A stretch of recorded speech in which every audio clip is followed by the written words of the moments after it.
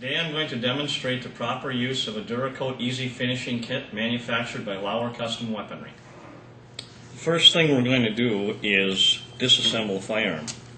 I'm going to remove the barreled action from the stock. This is a Ruger 1022 that we're going to be finishing today. And we're going to be doing two colors today. I've got matte black, which I'm going to use on all the metal parts. And then I've got OD green, which I'm going to use on the stock. And here we have an airbrush. And we've got some instructions on that. We've got some Duracoat reducer. We've got our airbrush propellant.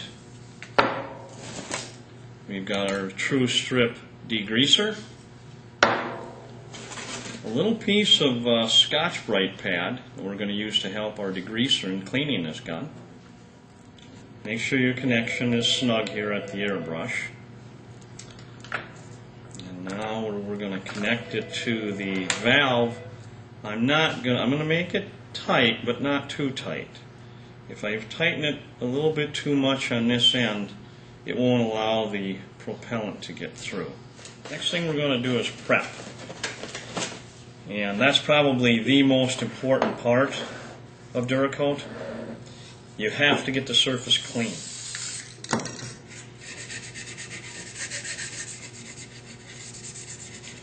There, now the stock is done. And now I'm going to do my receiver. And it can be really greasy on the inside, so we have to really lay it on.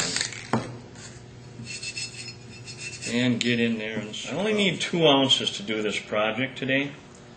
An ounce is 2 tablespoons. So I'm going to do 4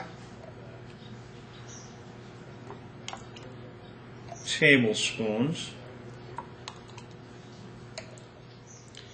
Now, to recap the ratios, the mixing ratios of Duracoat and hardener, the ratio is 12 to 1. 12 parts of Duracoat to 1 part of hardener. Now, today we're using 2 ounces. So, an ounce is 2 tablespoons, so we used 4 tablespoons of Duracoat, and we added 1 teaspoon of hardener, and show me what I make even passes all the way around this barrel.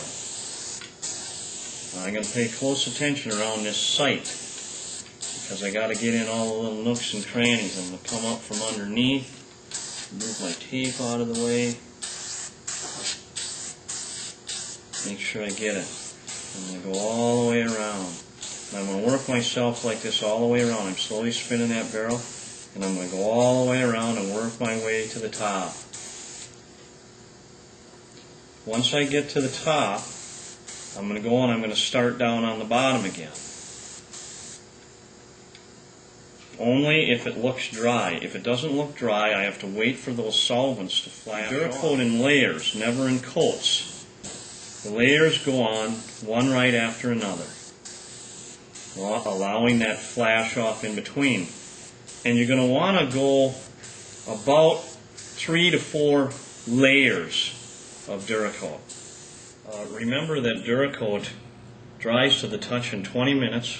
You can handle it in an hour, and it's ready for reassembly the next day. After the 24-hour period, your Duracoated firearm is ready to use. You can go shooting, hunting, whatever, any kind of normal service. Now, Duracoat will cure completely in 30 days, but that's for hard use, like submersion in the ocean, things of that nature.